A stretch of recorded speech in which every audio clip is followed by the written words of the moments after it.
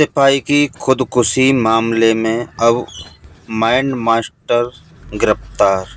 Blackmail करने वाली लड़की की डिमांड बढ़ी और सिपाही बुरी तरह से डर गया। दोस्तों, यह दिल दहलाने वाली कहानी। गाजियाबाद पुलिस का खुलासा है कि मुरादाबाद नगर पालिका परिषद में ईवीएम मशीन की सुरक्षा में तैनात सिपाही पंपी की आत्महत्या वाले मामले एक मास्टरमाइंड भी था, जिसमें पुलिस ने गिरफ्तार करने में कामयाबी हासिल की। खुलासा है कि अमित नाम का आरोपी उन दो लड़कियों के साथ मिलकर कांस्टेबल को ब्लैकमेल कर रहा था और लड़कियों की आड़ में उससे पैसे वसूली कर रहा था।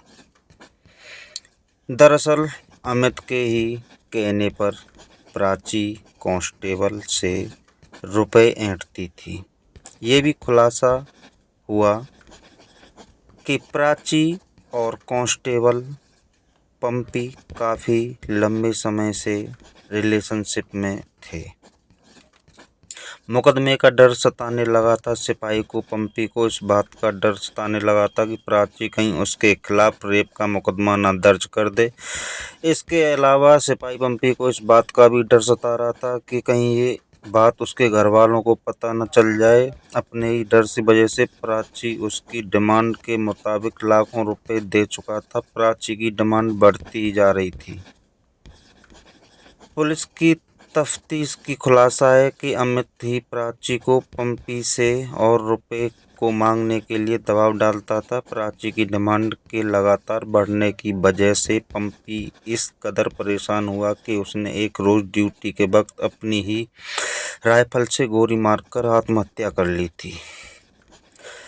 यूपी गाजियाबाद में ईवीएम सुरक्षा में तैनात सिपाही पंपी ने सरकारी बंदूक से गोली मारकर जान दे दी। मरने से पहले वीडियो में कहा, 2 साल से एक महिला से रिलेशन थे जो ब्लैकमेल कर रही थी। 6 लाख रुपए अब तक ले चुकी थी। FIR की धमकी देती थी। मेरे सामने सिर्फ मौत का रास्ता बचा है।